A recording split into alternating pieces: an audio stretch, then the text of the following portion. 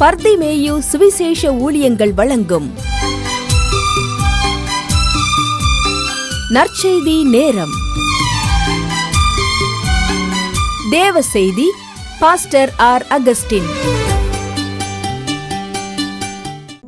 இந்த நாளில் உங்களோடு மறுபடியும் எப்போதும் போல சந்திக்கவும், தேவனுடைய வார்த்தையை சொல்லவும் ஆண்டவர் கொடுத்திருக்கிற நல்ல தருணத்திற்காய், நல்ல சூழ்நிலைக்காய், சரீர சுகபலத்திற்காய், ஏற்ற காலத்திற்காய் ஆண்டவருக்கு நன்றி செலுத்துகிறேன்.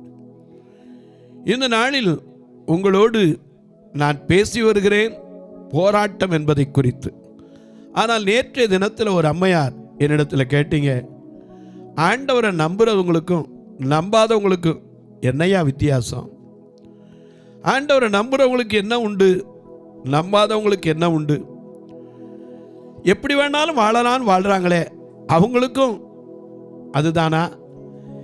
எதை எடுத்தாலும் ஆண்டவர் கேட்பார், ஆண்டவர் பார்க்கிறார், ஆண்டவர் நம்மை எப்போதும் பார்த்து கொண்டிருக்கிறார் என்கிற தெய்வ பயத்தோடு இருக்கிறவங்களுக்கும் இல்லாதவங்களுக்கும் என்ன வித்தியாசம் என்று கேட்டீங்க.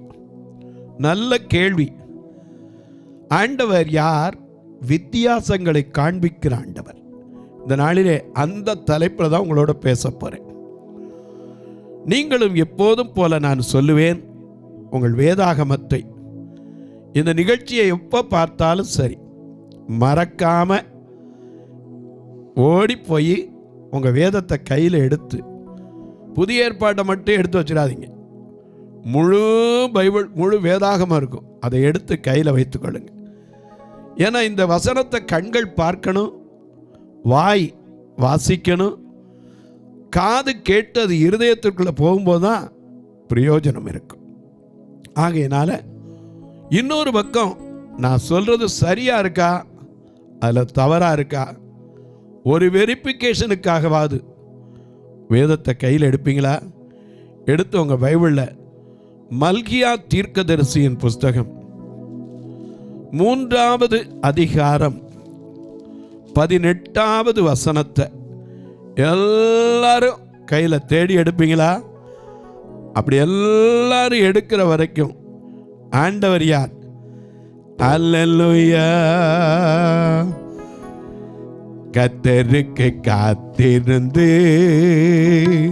கழுகு போல் பலன் அடைந்து சேட்டைகளை அடித்து உயரே எழும்பிடுவா.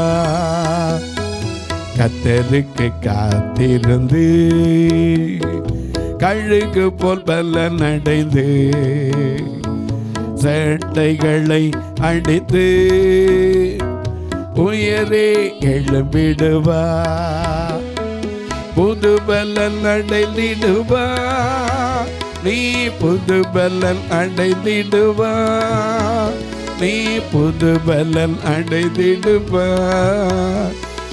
புது பலன் அடைந்திடுவா, புது பலன் அடைந்திடுவா, நீ புது பலன் அடைந்திடுவா, நீ புது பலன் அடைந்திடுவா, புது பலன் அடைந்திடுவா.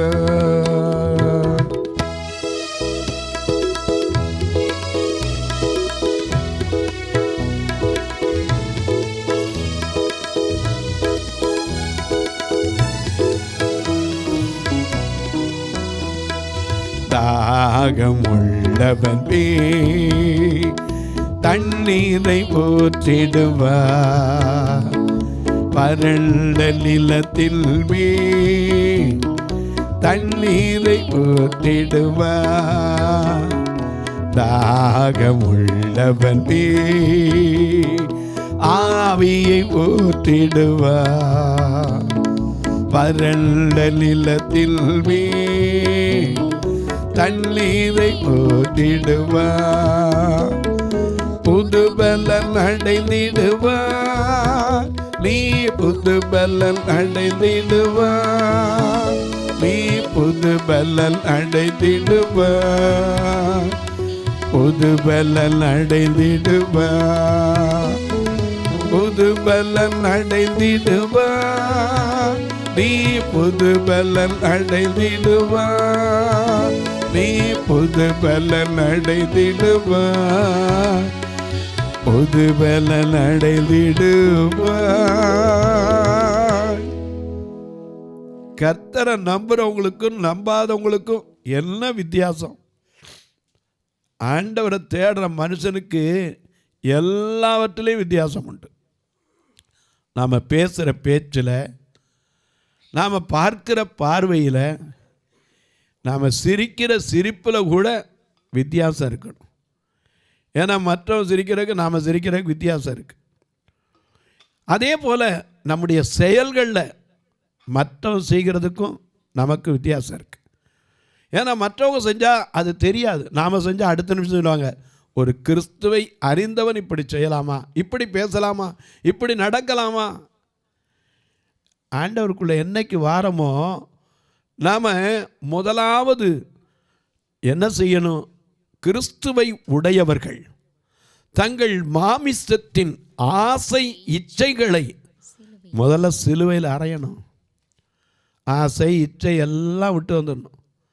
இன்னும் சொல்லப்போனால் சூடு சொரணை கூட இருக்கக்கூடாது. ஏன்னா ஒருத்தன் வஞ்சா கூட திருப்பி நம்ம ஒய்யறதுக்கு அதிகாரம் இல்லை. ஏன்னா காரணம் என்ன சொல்லுது? இயேசு சொல்லியிருக்கார். என்ன சொன்னார்? உன்னை ஒருவன் ஒரு கன்னத்தில் அறைந்தால் மறு கன்னத்தையும் திருப்பி காட்டு. உன் வஸ்திரத்தை எடுத்துக்கொள்றவனுக்கு உன் அங்கேயும் என்ன செய்? விட்டுக்கொடு. உன்னை ஒருவன் ஒரு மைல் தூரம் நடக்க சொல்லி பலவந்தப்படுத்தினா அவனோட 2 மைல் தூரம் போ. விட்டு கொடுக்க சொல்லித்தான் ஆண்டவன் நமக்கு எது கற்றுக் கொடுத்திருக்கார். ஒரு கிறிஸ்தவன் என்பதற்கு அடையாளமே ஐயா, அவன் எந்த காரியத்திலையும் விட்டு கொடுக்க முதலாவது பழகி கொள்ள வேண்டும். ஒருவேளை நீங்கள் கேட்பீங்க, விட்டு கொடுத்தா தலைக்கு மேலே ஏறுறாங்களே.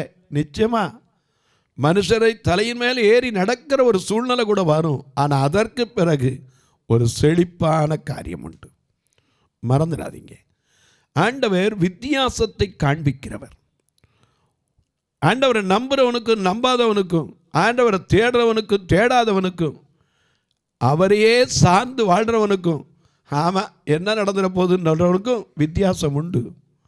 அதனால தான் இங்கே மல்கியாவில் நாம் வாசிக்கிறோம். 3ஆம் அதிகாரம் 18வது வசனத்திலே இப்படி வாசிக்கிறோம். அப்பொழுது நீங்கள் நீதிமானுக்கும் துன்மார்க்கனுக்கும், நல்ல கவனிங்க, நல்ல கவனிங்க, நீதிமான் கடந்து போகிறா, நினைவில் வைக்க ஒருவனும் இல்லை. நல்லவன் கடந்து போகிறா, நலம் ஒன்றும் எடுபடவில்லை. நீதிமான் கடந்து போகிறா, நினைவில் வைக்க ஒருவரும் இல்லை. நல்லவன் கடந்து போகிறா, நலம் ஒன்றும் எடுபடவில்லை. இது பொல்லாத காலம், இது பொல்லாத காலம், இது பொல்லாத காலம், இது பொல்லாத காலம். நீதிமான் கடந்து போகிறான், நினைவில் வைக்க ஒருவனும் இல்லை.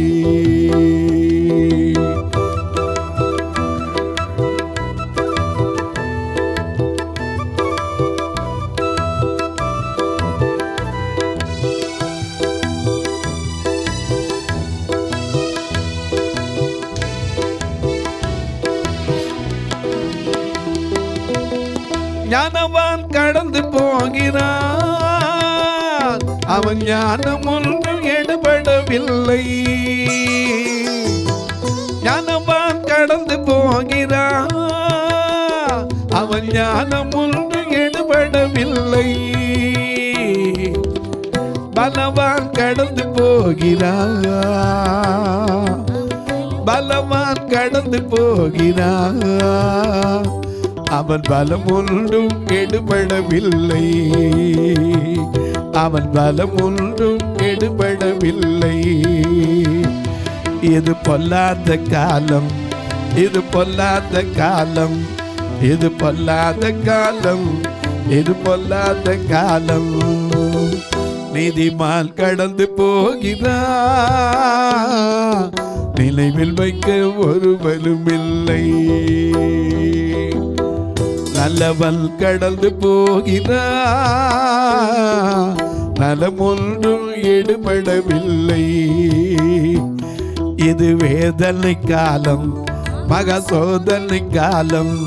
இது வேதனை காலம், மகா சோதனை காலம். நீதிமான் அப்பொழுது நீதிமானுக்கும் துன்மார்க்கனுக்கும் தேவனுக்கு ஊழியம் செய்கிறவனுக்கும் அவருக்கு ஊழியம் செய்யாதவனுக்கும் வித்தியாசத்தை திரும்பவும் காண்பீர்கள். ஆமா, மறந்துடாதீங்க, வித்தியாசம் உண்டுங்க. நீதிமானுக்கும் துன்மார்க்கனுக்கும் வித்தியாசம் உண்டு. நீதிமான் எனக்கு அன்பானவர்களே, அவன் சந்ததிக்கு கூட ஆசீர்வாதம் உண்டு. ஏன்னா சங்கீதம் 37:25 வாசிக்கிறோம். தாவீது சொல்றார், சாதாரண மனுஷன் இல்லை, ஆண்டவர் நோக்கி எப்பவும் பாடி பாடி பரவசப்பட்டவர், நடனமாடி ஸ்தோத்திரம் பண்ணினவர். எப்போ கஷ்டம் வந்தாலும் சரி உடனே ஆண்டவர் நோக்கி பாடுவார். என்ன பாடுவார்? மான்கள் நீரோடை வாஞ்சித்து கதரும் போல் தேவனே, வெந்தல் ஆத்துமவும் வாஞ்சித்து கதறுதே. தஞ்சமுனி அடைக்கலம் நீ, கோட்டையும் நீ என்று காப்பி. தஞ்சமுனி அடைக்கலம் நீ, கோட்டையும் நீ என்று காப்பி. மான்கள் நீரோடை வாஞ்சித்து கதரும் போல் தேவனே, எந்த ஆத்துமவும் வாஞ்சித்து கதறுதே. எப்பவும் சரி ஆண்டவர்கிட்ட ஓடினாலும் பாடுவார், நின்னாலும் பாடுவார், நடந்தாலும் பாடுவார். சில நேரம் எங்கே இருந்தாலும் அவரை குறித்து பாடுவார். ஏன்னா அவருக்கு தெரியும், நான் நடந்தாலும் படுத்திருந்தாலும், அது மட்டுமல்ல வானத்திற்கு ஏறினாலும் அங்கேயும் இருக்கிறேன், உம்முடைய கரம் என்மேல் வைப்பீர்கள். அவருக்கு நம்பிக்கை, நான் நடந்தாலும் சரி படுத்திருந்தாலும் சரி கூடவே இருக்கிற தேவன், அதை அறிந்தவன். ஆனால் இந்த தாவீது ராஜா ஆச்சரியப்பட்டு சொல்கிற ஒரு வார்த்தை இருக்கு. சங்கீதம் 37:25 என்ன வாசிக்கிறோம்? நான் இளைஞனாய் இருந்தேன். ஒரு காலத்தில் இளைஞனாய் இருக்கும் போது தான் கோலியாத்திட்ட யுத்தத்துக்கு போனான். அண்ணன் தம்பி பாருலாம், டேய் நீ என்னடா செய்ய முடியும், இருக்கிற ஆட்டை பார்க்காம இங்கே வந்து நீ என்ன செய்கிறன்னு சொல்கிற இளைஞனாய் இருந்த காலம். அந்த காலத்தில் கூட கர்த்தர் மேலே நம்பிக்கை வைத்தவன் அவன். ஆனால் அவனே சொல்கிறான், இந்த கோலியாத்து தாவீதை பார்த்து சொல்கிறான். 1 சாமுவேல் 17:43 வாசிக்கும் போது, பெலிஸ்தியன் தாவீதை பார்த்து, நீ தடிகளோடு என்னிடத்திற்கு வர நான் நாயா என்று சொல்லி, நாய்க்கு தாண்டா கம்பு வேணும், நான் என்ன நாயா? அப்படி ஏளனமாய் பேசின அந்த இளைஞனாய் இருந்த காலம். உன்னால் என்ன செய்ய முடியும்னு அண்ணன் தம்பிமார் பூரா அவனை அதிருப்தி அடைய செய்த சூழ்நிலை. அவன் என்ன சொன்னாலும் யாரும் கேட்கல. என்னன்னாலும் உனக்கு என்ன இங்கே வேலை, சாப்பாடை கொடுத்துட்டியா, ஓடு, இருக்கிற ஆட்டை பாருன்னா. ஆனால் அவன் விடலை. ஏன்னா அவனுக்குள்ளே இருந்ததாக தேவன் என்ன தெரியுமா, இந்த வெறுத்த சேதனம் இல்லாத பெலிஸ்தியன் இந்த சேனை என்ன செய்கிறான், இஸ்ரவேலின் சேனையை நிந்திக்கிறானே, அவனுக்கு ஆத்திரம். அது மட்டுமல்ல, அந்த பெலிஸ்தியனுடைய வார்த்தையை கேட்டு அங்கிருந்த மக்களுடைய சூழ்நிலை என்ன? 1 சாமுவேல் 17:11 வாசிக்கிறோம். அந்த பெலிஸ்தியனுடைய இஸ்ரவேலர் அனைவரும், சகுல் யாரு? ராஜா. அவனும் அவனோடு இருந்த இஸ்ரவேலர் அனைவரும் அந்த பெலிஸ்தியனுடைய வார்த்தையை கேட்டு கலங்கி மிகவும் பயப்பட்டார்கள். அந்த சூழ்நிலையில் அந்த தாவீதுக்கு இருந்து என்ன சொல்லுது, நான் ஒரு காலத்தில் ஆடு மேய்ச்சிக்கணும் போது ஒரு கரடி வந்துச்சு, அந்த கரடியை ஒரு ஆட்டை பிடிச்சிருச்சு, அதோட சண்டையிட்டு அந்த ஆட்டை கரடியின் வாய்க்கு தப்பு வித்தேன். இந்த பெலிஸ்தியனும் அதை போல தான் இருக்கிறான்னு நினைத்தவன். விசுவாசத்தில் தைரியத்தில் தேவனை சார்ந்து வாழ்ந்தவன். அதனால தான் அவன் எழுதுறான். நாம் அவன் சங்கீதத்தை கூட பாடுறோம். தேவனை சார்ந்து வாழ்கின்ற எனக்கு என்றும் பதிலுண்டு. தேவனை சார்ந்து வாழ்கின்ற எனக்கு என்றும் பதிலுண்டு. என்னோடு இருந்து விடுதலை கொடுத்து, என்னோடு இருந்து விடுதலை கொடுத்து என்னை உயர்த்துவார். என்னோடு இருந்து விடுதலை கொடுத்து என்னை உயர்த்துவார். அல்லேலூயா ஆனந்தமே, அல்லேலூயா ஆனந்தமே, அல்லேலூயா ஆனந்தமே, அல்லேலூயா ஆனந்தமே. துதிப்பேன் துதிப்பேன் துதித்துக் கொண்டே இருப்பேன்.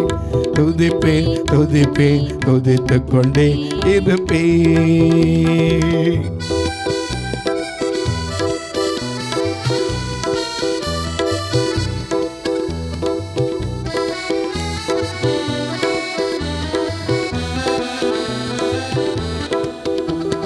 சிங்கத்தின் மேலும் பாம்பின் மேலும் நடந்து செல்லுவேன். சிங்கத்தின் மேலும் பாம்பின் மேலும் நடந்து செல்லுவேன்.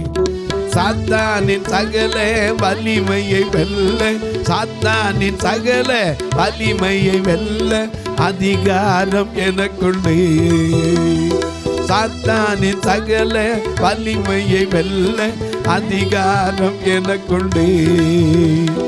அல்லேலூயா ஆனந்தமே, அல்லேலூயா ஆனந்தமே, அல்லேலூயா ஆனந்தமே, அல்லேலூயா ஆனந்தமே.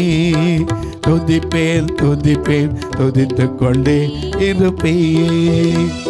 துதிப்பேன் துதிப்பேன் துதித்துக் கொண்டே இருப்பேன். என்றும் ஆனந்தம் என் இயேசு தருகிறார். என்றும் ஆனந்தம் என் இயேசு தருகிறார். துதிப்பேன் துதிப்பேன் துதித்துக் கொண்டே இருப்பேன். துதிப்பேன் துதிப்பேன் துதித்துக் கொண்டே இருப்பேன். தேவனை சார்ந்து வாழ்கிற எனக்கு என்னைக்கு பதிலுண்டு நம்பி இருந்த தாவீது ஒரு காலத்தில் எல்லாரும் புறக்கணித்து அபிஷேகம் பண்ணப்பட்ட தாவீது. அவன் சொன்னான், நான் இளைஞனாக இருந்தேன். இளைஞனாக இருக்கும்போது அவன் எப்படி இருந்தான் தெரியுமா? 1 சாமுவேல் 18:14 பாருங்க. மிக அழகாக அவனை குறித்து எழுதப்பட்டிருக்கு பாருங்க. 1 சாமுவேல் 18:14. தாவீது தன் செய்கைகளிலெல்லாம் புத்திமானாய் நடந்தான். கர்த்தர் அவனோடு கூட இருந்தார். அவன் மகா புத்திமானாய் நடக்கிறதை சவுல் கண்டு, நல்ல கவனிங்க, அவன் மகா புத்திமானாய் நடக்கிறதை சவுல் ராஜா கண்டு அவனுக்கு பயந்திருந்தான். அதே தாவீது 2 சாமுவேல் 24:10 அவனுடைய காரியம் என்ன வாசிங்க பார்ப்போம். 2 சாமுவேல் 24:10 பார். இவ்விதமாய் ஜனங்களை எண்ணின பின்பு ராஜாவின் இருதயம் வாதித்தது. ஏன்? அப்பொழுது தாவீது கர்த்தரை நோக்கி நான் இப்படி செய்ததினாலே பெரிய பாவம் செய்தேன். ஆமா, இப்போதும் ஆண்டவரே உமது அடியானின் அக்கிரமத்தை நீக்கிவிடும். செய்தேன். ஒரு காலத்துல நல்ல ஞானம் உள்ளவன் சொல்லப்பட்டவன் புத்தியீனமாகவும் செய்தவன். இளைஞனா இருந்த போதுலேருந்து தன் வாழ்க்கையில அனுபவிச்சு சொல்றான், நான் இளைஞனா இருந்தேன், முதிர் வயது உள்ளவனும் ஆனேன், ஆனா ஒரு காரியத்தை நான் பார்த்ததே இல்லைங்கிறார். என்ன? 37:25 சங்கீதம். நான் இளைஞனாய் இருந்தேன், முதிர் வயது உள்ளவனும் ஆனேன், ஆனாலும் நீதிமான் கைவிடப்பட்டதும் அவன் சந்ததி அவனுடைய பிள்ளைகளின் பிள்ளைகள் அப்பத்திற்கு இறந்ததையும் நான் காணவில்லை. நீதிமானுடைய சந்ததிக்கு கூட வித்தியாசத்தை காண்பிப்பார்.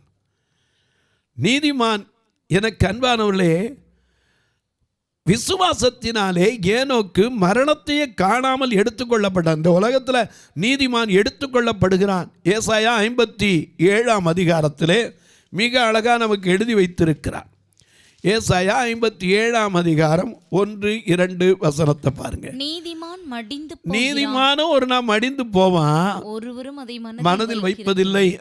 புத்திமான்கள் எடுத்துக்கொள்ளப்படுகிறார்கள். எடுத்துக்கொள்ளப்பட்ட அனுபவம் 2 பேருக்கு இந்த வேதத்தில் பார்க்கிறோம். ஒன்று யாரு? ஏனோக்கு. இன்னொன்னு எலியா. ஏனோக்கு மரணத்தை காணாமல் எடுத்துக்கொள்ளப்படுவதற்கு முன்பே தேவனால் என்ன செய்தான்? சாட்சி பெற்ற ஒரு மனுஷன். அதே போல எலியா நடந்து போயிட்டு இருக்கும்போதே சுழல் காற்றிலே ஏறி போனவன், எடுத்துக்கொள்ளப்பட்டான். இந்த தாவீது சொன்னா நீதிமானுக்குன்னு ஒரு பெரிய ஆசீர்வாதத்தை வைத்திருக்கிறார். அப்போ நீதிமான் யாரு? ரோமருக்கு எழுதின நிருபம் 8ஆம் அதிகாரம் 29ஆம் வசனத்திலிருந்து பார்க்கும்போது, தம்முடைய அநேக சகோதரர்களுக்குள்ளே தம்முடைய குமாரன் அநேக சகோதரருக்குள்ளே முதற் பேரானவாய் இருக்கும் பொருட்டு தேவன் எவர்களை முன்னறிந்தாரோ அவர்களை தமது குமாரனுடைய சாயலுக்கு ஒப்பாய் இருக்குவதற்கு முன்குறித்திருக்கிறார். எவர்களை முன்குறித்தாரோ அவர்களை அழைத்தும் இருக்கிறார். அழைத்தாரோ அவர்களை நீதிமான்களாகவும் மாற்றியிருக்கிறார். எவர்களை நீதிமான்கள் ஆக்கினாரோ அவர்களை மகிமைப்படுத்தியும் இருக்கிறார். எனக்கு அன்பார்களே, இந்த நீதிமானை குறித்து கிரியையினாலும் கூட நீதி உள்ளவர்கள் ஆக்கப்பட்ட வேதத்தில் உண்டு. யாக்கோபு எழுதின பொதுவான நிருபம் 2ஆம் அதிகாரம் 25ஆம் வசனத்தில் வாசிக்கிறோம், அப்படியே ராகாப் என்னும் ஒரு வேசி என்ன செய்தா? அந்தப்படி ராகாப் என்னும் வேசியும் தூதர்களை ஏற்றுக்கொண்டு வேறு வழியாய் அனுப்பிவிட்ட போது கிரியைகளினால் அல்லவோ நீதி உள்ளவளாக்கப்பட்டாள். இந்த நீதிமானுக்கு ஐயா, துன்மார்க்கருக்கு வருகிற பலன் வேற, நீதிமானுக்கு வருகிற பலன் வேற. நீதிமானுடைய சந்ததி கூட சோத்துக்கு திண்டாடாது. நீதிமான் யாரு? இயேசுவின் இரத்தத்தினாலே கழுவப்பட்டதான் நீதிமான். எனக்கு அன்பானுடைய நீதிமானை குறித்து வேதத்தில் இன்னும் எத்தனையோ காரியங்களை எழுதி வைத்திருக்கிறார். நீதிமானுக்கு வரும் துன்பங்களும் சங்கீதம் 34:19 வாசிக்கிறோம். நீதிமானுக்கு வரும் துன்பங்கள் அநேகமாக இருக்கும், ஆனால் அவைகள் எல்லாவற்றிலும் விடுவிப்பார், நீங்களாக்கி விடுவிப்பார். ஆனால் அந்த நீதிமானுக்கும் துன்மார்க்கனுக்கும் என்னையா நடக்குது? எனக்கு அன்பார்ந்த நீதிமானுக்கும் துன்மார்க்கனுக்கும் வித்தியாசம் கண்டிப்பாக இருக்கு. நீதிமான் மடிந்து போவான், எடுத்துக்கொள்ளப்படுவான், ஆனால் அவன் சந்ததி கூட தேவன் காப்பாற்றுவார். தொலைக்காட்சியில் பார்க்கிற என் அன்பு மக்களே, ஒருவேளை நீங்கள் சொல்லலாம், நீதியாக வாழ்கிறோன்னு சொல்கிறீங்க, நீதியாக வாழ்ந்ததுனால என்னையா பிரயோஜனம்? நான் எப்படிலாமே வாழ்கிறவெல்லாம் நல்லா தானே இருக்காங்கிறீங்களே. நீதிமானுக்கு வரும் துன்பங்கள் இருக்கும், ஆனால் எல்லாவற்றிலும் இருந்து விடுதலை இருக்கும். இன்னும் அதனால தான் ஆண்டவர் சொல்றார், நீதி செய்கிறவன் இன்னும் கொஞ்சம் நீதி செய்யட்டும். தாவீது சொன்னால், உமது நீதியின் நாமத்தின் நிமித்தம் நீதியின் பாதையிலே நடத்தும் என்று 23ஆம் சங்கீதத்தில் எழுதி வைத்தான். இந்த நிகழ்ச்சியை பார்க்கிற நீங்கள் ஒரு வார்த்தை ஜெபம் பண்ணுறீங்களா? இது தொடர்ந்து வரணும், இதற்கான தேவைகள் சந்திக்கப்படணும். ஒவ்வொரு நாளும் இந்த நிகழ்ச்சி வருவதற்கு ஆண்டவர்கிட்ட ஜெபம் பண்ணுங்க. எங்கிருந்தாவது ஒத்தாசை வரும். அது மட்டுமல்ல ஐயா, உங்கள் ஜபக்காரியை எது இருந்தாலும் காலை 10லேருந்து 5 மணிக்குள்ளே தாராளமாக சொல்லலாம். நானும் உங்களுக்காக ஜெபிப்பேன். இன்னைக்கு காலையில் கூட 3:30 மணிக்கு ஒரு அம்மா ஃபோன் பண்ணி சொன்னீங்க, பிரசவத்துக்குள்ளே அட்மிட் பண்ணியிருக்க ஐயா என் மகளை, ஐயோ எனக்காக நான் எழுப்பிட்டேன்னு சங்கடப்படாது ஜெபம் பண்ணிங்க. ஒரு நாள் நான் சங்கடப்பட்டதில்லை. ஏன்னா இப்படிப்பட்ட நேரங்களில் ஜெபிக்கிறது கடமை உண்டு, கட்டாயம். ஆகையினால நீங்களும் இதற்காய் ஜெபியுங்கள், உங்கள் ஜெபக்காரியங்களை சொல்லுங்கள். ஒருவேளை நீங்களும் இந்த ஊழியத்தை தாங்கும்படி விரும்பினால், கர்த்தர் ஏவினால், எப்படியா தொடர்பு கொள்ள? இதில் 2 ஃபோன் நம்பர் வருது. இதில் ஜிபே உண்டு, ஃபோன்பே உண்டு. 1 பிஜிஎம்னு வரும், அதாவது பர்திமேயு காஸ்பல் மினிஸ்ட்ரி. இன்னொன்றில் பிளைண்ட் மினிஸ்ட்ரின்னு வரும். எதுலேயும் நீங்கள் தொடர்பு கொள்ளலாம். அது மட்டுமல்ல, எனக்கு அன்பானவர்களே, உங்கள் பிறந்த நாள், திருமண நாள் போன்ற நல்ல நாட்களிலே ஆலயத்துக்கு வருகிற பார்வையற்றவங்களை நான் ஒரு ஞாயிற்றுக்கிழமை கூட சும்மா அனுப்புறதே இல்லை. இவங்களை அழைத்து வர்றதுக்கே வாரம் 5000 வேனுக்கு தான் வாடகை கொடுக்குறோம். கர்த்தர் ஏவினால் நீங்களும் அந்த நாள் அவர்களை அழைத்து வர, நல்ல உணவு கொடுக்க, அவர்களுக்கு ஒரு நல்ல உதவிகளை செய்ய. அது மட்டுமல்ல, எத்தனையோ பேர் வந்து சொல்கிறாங்க, ஐயா எனக்கு இந்த மருந்து சீட்டு கொடுத்துருக்காங்க, மாத்திரை வாங்க என்னால் முடியலை. இப்படிப்பட்ட மக்களுக்கு ஏதாவது உதவி செய்ய அனுப்பணும்னு ஆசைப்படுவேன். நீங்களும் கர்த்தர் ஏவினால் அதற்கென்று உதவலாம். ஆனால் கட்டாயமல்ல, விசனமாயல்ல. தபால் வழியாக தொடர்பு கொள்றவங்க போஸ்ட் பேங்க் அக்கௌண்ட்டு உண்டு. 36 35 38 89 63. தாராளமாக நீங்கள் தொடர்பு கொள்ளலாம். இப்போ உங்களுக்காக ஜெபிக்கட்டுமா? நல்ல பிதாவே, நன்றியோடு துதிக்கிறோம் சுவாமி. நீதிமான் மடிந்து போகிறான், அவனை நினைவில் வைப்பதற்கு ஒருவரும் இல்லை. நல்லவன் கடந்து போகிறான், அவன் நலம் ஒன்று கூட எடுபடாமல் போகலாம். ஆனால் நீதிமானுக்கு விடுதலை உண்டு, நீதிமானின் சந்ததிக்கு ஆசீர்வாதம் உண்டு. உத்தமமாய் வாழ்கிறவனுக்கு கர்த்தர் நித்தமும் துணை நிற்கிறார். ஒவ்வொரு குடும்பத்திற்கு துணை செய்வீராக. இந்த ஊழியத்தை தாங்குகிற, ஜெபிக்கிற, கொடுக்கிற மக்கள் எல்லாரையும் ஆசீர்வதியும். பிறந்த நாள், திருமண நாளை நினைவு கூறுகிற பிள்ளைகளுக்காக ஜெபிக்கிறேன்.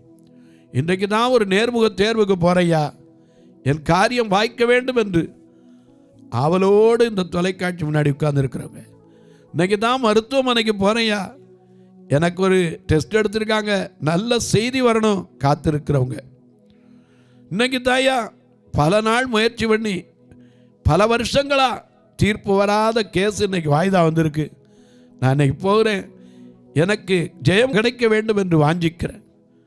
ரொம்ப நாளாக என் பிள்ளைக்கு திருமணம் ஆகாமல் இருந்துச்சு, இன்றைக்கு தான் என் பிள்ளையை தேடி பெண் பார்க்க வர்றாங்க, நல்ல செய்தியோடு வரணும்னு சொல்லி எதிர்பார்த்திருக்கிற உங்கள் ஒவ்வொருவருடைய மன விருப்பங்களையும் சங்கீதம் 20:4 கர்த்தர் நிறைவேற்றுவீராக. வானத்திற்கும் பூமிக்கும் சகல அதிகாரம் கொண்ட இயேசு கிறிஸ்துவின் ஈடு இணையற்ற வல்லமையுள்ள நாமத்தில் ஜெபிக்கிற நல்ல பிதாவே, ஆமென், ஆமென். சபை ஆராதனை ஞாயிறு காலை 10 மணி முதல் 12 மணி வரை. இடம் பர்திமேயு சுவிசேஷ ஆலயம், அன்னை சத்யா நகர், இளமனூர் அஞ்சல், சக்கிமங்கலம் வழி, மதுரை மாவட்டம். பின்கோட் 625201 மற்றும் பர்திமேயு சுவிசேஷ ஜெப வீடு, பிளாட் நம்பர் 107, ஏதேன் கார்டன், முத்தூர், திருநெல்வேலி. பின்கோட் 627011. சிறப்பு உபவாச கூட்டம் ஒவ்வொரு மாதமும் 2வது சனிக்கிழமை காலை 10 மணி முதல் 1 மணி வரை நாகர்கோவில் YMCA ஹாலில் வைத்து நடைபெறுகிறது. மற்றும் ஒவ்வொரு மாதமும் 4வது சனிக்கிழமை காலை 10 மணி முதல் 1 மணி வரை திருநெல்வேலி புதிய பேருந்து நிலையம் அருகில் உள்ள கிரேஸ் ஹாலில் வைத்து நடைபெறுகிறது. எங்கள் எல்லா ஆராதனைகளிலும் கலந்து கொண்டு தேவனை மகிமைப்படுத்த அன்பாய் அழைக்கிறோம். உங்கள் உதாரத்துவமான காணிக்கைகளினால் இவ்வூழியத்தை தாங்க விரும்பினால் R Augustine, account number 5021364331, IFSC code IDIB 000B066, Indian bank, BP Kulam, Madurai. GPay number 9842181917, BGM ministries மற்றும் 9442559772, பிளைண்ட் மினிஸ்ட்ரீஸ் அகஸ்டின். உங்கள் தொடர்புக்கு பாஸ்டர் ஆர் அகஸ்டின், பர்திமேயு சுவிசேஷ ஊழியங்கள், நாகமலை, புதுக்கோட்டை, மதுரை 625019. தொலைபேசி எண்கள் 9842181917 மற்றும் 9442559772. கர்த்தர் தாமே உங்களை ஆசீர்வதிப்பாராக.